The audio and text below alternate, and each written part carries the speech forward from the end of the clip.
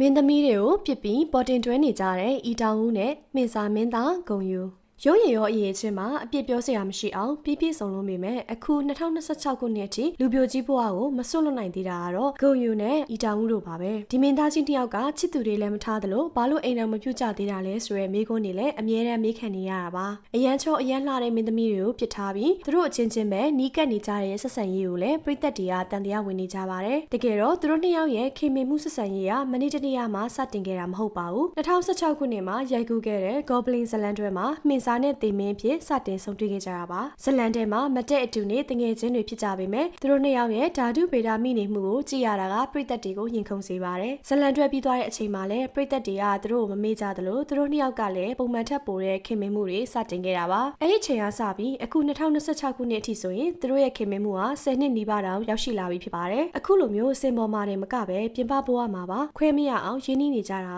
ပြည်သက်တွေကိုအမြဲရင်ခုန်စေတာပါပြည်သက်ချို့ကတော့အီတောင်ဦးနဲ့ဂုံယူကမိန်းကလေးတွေနဲ့ဆိုရင်စိတ်ကောက်တာရစ်တာတွေကိုမဖြေရှင်းချင်တာကြောင့်သူတို့အချင်းချင်းပဲတွဲလိုက်ကြတာလို့ထင်နေကြပါတယ်ယောက်ျားလေးအချင်းချင်းဆိုတော့ဘာမှအားနာစရာမလိုပဲလွတ်လွတ်လပ်လပ်ဆက်နောက်လို့ရတယ်လို့တယောက်နဲ့တယောက်အပေးယူတဲ့လို့နေရတာလဲသူတို့ကြားမှာချားလူကိုပေးမွေတော့တယ်လို့ဖြစ်နေစေခဲ့တာပါ reality show တွေနဲ့ interview တွေမှာသူတို့နှစ်ယောက်ရဲ့အပြန်အလှန်ဆက်နောက်ပုံတွေကလည်းရိုးတငယ်ချင်းတွေထက်အများကြီးပိုနေပါသေးတယ်ရင်ခုန်စရာအကောင်းဆုံးကတော့အီတောင်ဦးကဂုံယူကိုဖုန်းဆက်ရင်ဟန်နီလို့တောင်စနောက်ပြီးခေါ်တက်ကြောင်းပြည်သက်တွေသိခဲ့ရတာပါတခြားမင်းသမီးတွေနဲ့ဆိုရင်ခက်ခွက်ကွာနေတတ်တဲ့မင်းသားကြီးနှစ်ယောက်ကအချင်းချင်းတွေ့လိုက်ရင်တော့ရေပတ်မွင်ကိုဖြစ်ကုန်ကြရတာပါပဲနှစ်ယောက်စလုံးကဒီအသက်အရွယ်အထိလူပြိုကြီးဘဝနဲ့နေထိုင်နေကြတာမို့လို့အိမ်အောင်မပြူတော့ပဲသူတို့အချင်းချင်းတူတူနေကြမယ်လို့တောင်ထင်နေရပါတယ်ဒါကြောင့်ပြည်သက်တွေကလည်းသူတို့နှစ်ယောက်သားတကယ်လက်တွဲမယ်ဆိုရင်200%သဘောတူရလို့အပြည့်အဝကိုထောက်ခံနေကြပါတော့တယ်အခု2026မှာလည်းမင်းသားကြီးနှစ်ယောက်ကအတူခရီးသွားတာအတူငါးဖမ်းထွက်တာတွေလုပ်နေကြတော့မှာပဲပြည်သက်တွေကတော့သူတို့နှစ်ယောက်ကိုတခြားမင်းကလေးတယောက်နဲ့မြင်ရတဲ့ဆိုင်ရင်သူတို့နှစ်ယောက်ပဲရေမောပျော်ရွှင်နေတာကိုပုံမြင်ကျင်ကြပါတယ်သူတို့နှစ်ယောက်တစ်သက်လုံးခုလိုပဲအဖော်ပြပြီးနေသွားကြရင်တိတ်ကောင်းမှာပဲဆိုရပြည်သက်တွေရဲ့အရောက်ပို့မှုတွေကလည်း social media ပေါ်မှာအမြဲတမ်းရေပန်းစားနေပါတယ်တကယ်တော့အီတာဦးနဲ့ဂုံယူတို့ရဲ့ဆက်ဆံရေးကအချစ်ထက်ပိုလေးနဲ့တဲ့ romance တစ်ခုပါပဲသူတို့နှစ်ယောက်ကြားမှာဘယ် main ကလေးမှဝင်လို့မရတဲ့တတိုင်းကြီးရှိနေသလားလို့တောင်ထင်ရပါတယ်တောင်ကိုရီးယားပြည်သက်တွေဖြစ်နိုင်ငံတကာပြည်သက်တွေကတော့ဒီမင်းသားကြီးနှစ်ယောက်အတွဲဖက်ကိုလက်တွေ့ဖြစ်လာစေဖို့ဆုတောင်းနေကြတာပါမြန်မာပြည်သက်ကြီးတွေအနေနဲ့ရောတေမင်းနဲ့မင်းစာအတွဲလေးကိုအမှန်တကယ်တွဲစေချင်လားဆိုတာပြပြခဲ့ပါအောင်နော်